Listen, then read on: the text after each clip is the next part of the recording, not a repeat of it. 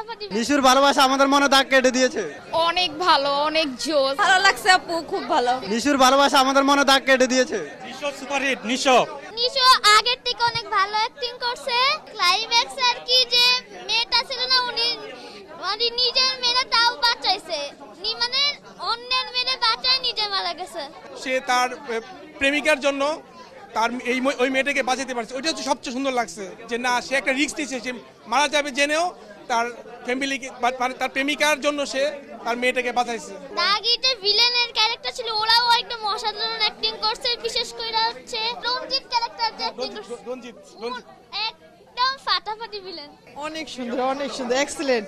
Of course Afran নিশোর acting, সব কিছুই, গান, হ্যাঁ তাহসানের গান অনেক ভালো লেগেছে। আর অফকোর্স আফরান নিশো ভালো তো হবেই, অনেক জোস। বাবার প্রতি বাচ্চার যে একটা ভালোবাসা, লাইফে যে একটা গোল, এই গোলটাকে সুন্দরভাবে ফুটিয়ে তুলেছে আমাদের শিহাব শাহীন। রিয়েলি শিহাব শাহীন আসলে একটা বস। বাংলাদেশে সিনেমা ইন্ডাস্ট্রিতে এখন আসলে শিহাব শাহীনই দরকার, উনার মতো একজন ডিরেক্টর দরকার। মানে আদার যারা কাজ করতেছে, মানে এদের এখন আর সুযোগ নেই। শিহাব শাহীন আরও বেশি মুভি দরকার। নিশুর অ্যাক্টিং এটা মাইন্ড ব্লোয়িং, এটা আসলে অপেক্ষা কোনো মানে বলা কোনো ভাষা রাখে না।